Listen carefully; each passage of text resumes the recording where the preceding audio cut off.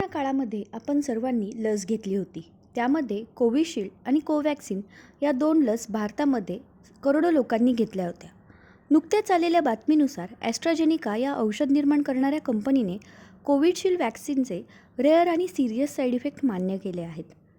Covishield vaccine हे ॲस्ट्राजेनिका नावाच्या कंपनीने विकसित केले होते, तर तिचे प्रोडक्शन सीरम इन्स्टिट्यूट ऑफ इंडियाने तयार केले होते.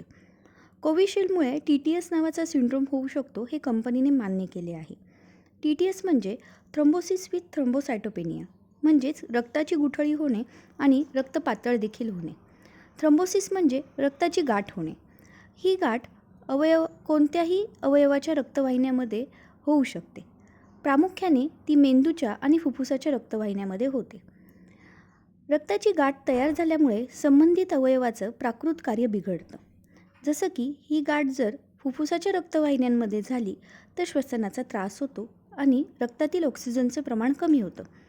आणि जर ही गाठ मेंदूमध्ये झाली तर झटके येणं, बेशुद्ध अवस्था निर्माण होणं आणि पॅरालिसिस होणं अशी लक्षणं दिसतात. TTS या आजारामध्ये प्रामुख्याने तीव्र डोकेदुखी होते, पोटदुखी होते, पायावर सूज येतो, श्वसनाचा वेग वाढतो, छातीमध्ये दुखतं, मेंदू आणि मज्जासंस्थेसंबंधित आजार निर्माण होतात. ट्रीटमेंट पार्टमध्ये रुग्णाला प्रथम हॉस्पिटलाइज करावे, रक्त पातळ करणारी औषधी द्यावी की जेणेकरून रक्ताची गुठळी होणार नाही, आणि त्याचबरोबर इंट्राव्हेनस इम्युनोग्लोब्युलिन्स आणि प्लाझ्मा द्यावा की ज्यामुळे प्लेटलेटची पातळी संतुलित राहील. TTS हा दुर्मिळ तथा गंभीर साईड इफेक्ट आहे, परंतु हा लाखातून एका व्यक्तीला होऊ शकतो आणि हा साईड इफेक्ट लसीकरणानंतर काही दिवसातच होतो.